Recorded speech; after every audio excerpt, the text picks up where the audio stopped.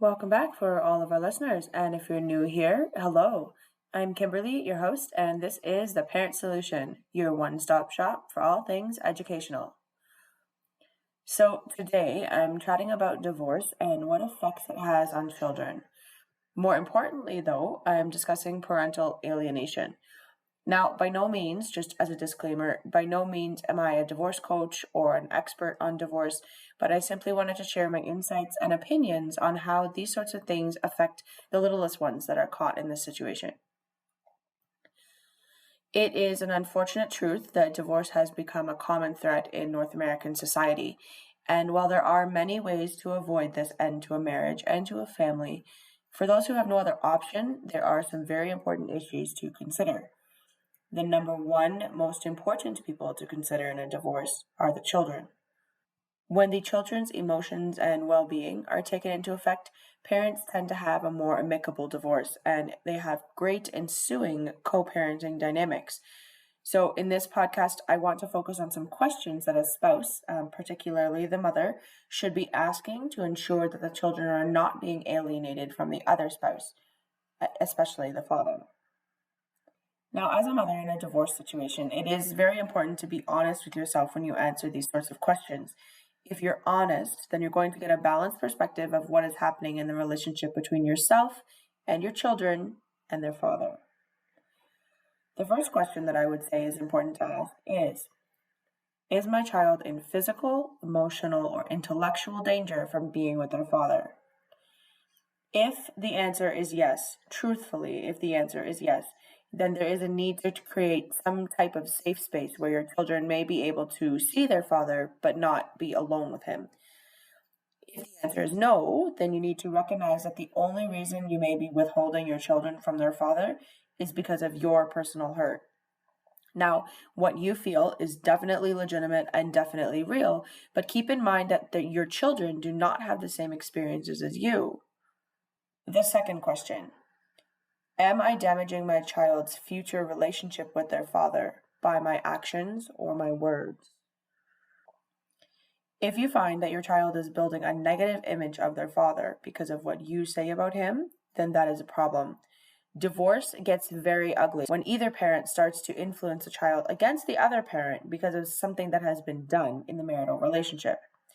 In other words, the private issues that you've had with your spouse is not your child's business. Talking badly about your spouse in front of your child is never okay, whether you're divorced or not.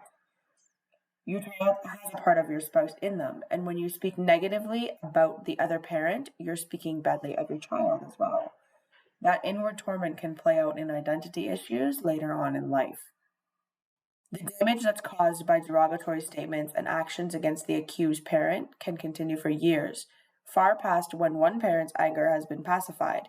A child can carry and amplify that hate in ways that you might not even be able to imagine.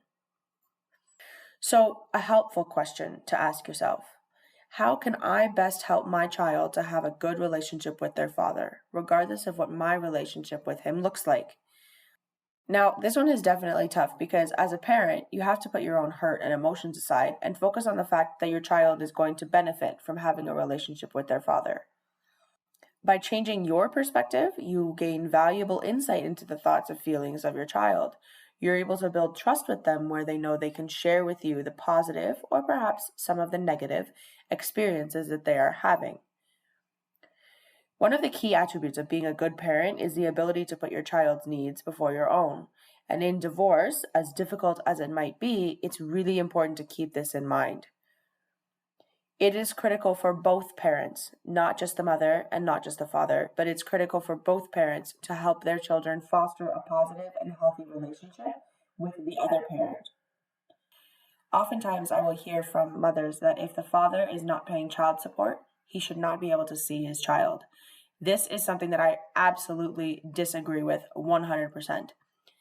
To be clear, the father should be paying child support and he should be doing his part financially.